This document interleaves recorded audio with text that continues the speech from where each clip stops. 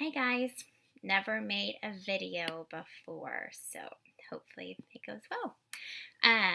This is a really good book.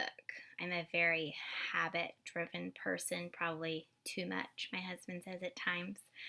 Um, but from reading the book so far, habits form from a process in our brains called habit loops, as the author describes on page 17 of the book. The first step in this loop is the cue, and this is what triggers you and your brain to go into automatic mode and ultimately decides if this habit is going to take place. The second loop is called the routine loop, and this can be something emotional that takes place, or physical, or mental. Then the final loop is the reward after you've done the first two loops. And the reward part helps our brains determine if this is something it needs to remember or just disregard and not remember. Over time, this loop will happen automatically. I never really thought much about habits. Well, I did somewhat, but like really thought about it after starting to read this book, and paid attention to the habits I do, specifically my morning routine.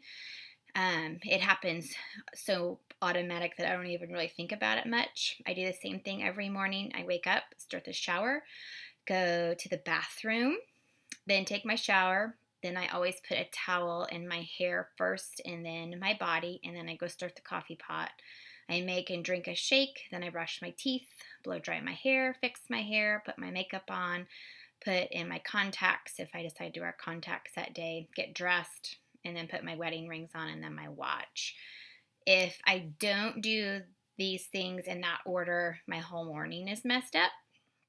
And then how we change habits as individuals is that same three loop process, only you change the routine part. So you are going to use the same cue, the same reward, but change the routine. A good example that the author used was helping someone stop chewing their fingernails.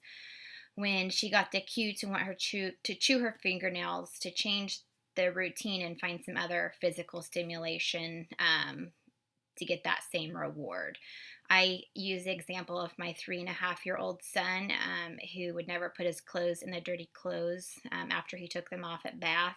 Before bath, he would get so excited that he could actually remove all of his clothes, and then I got tired of picking up his clothes. So we changed the routine, or if he would put his clothes in the hamper, and then he would get the same reward, being excited that he was able to take all of his clothes off. Now it's automatic, and now if I could get my husband to do the same thing.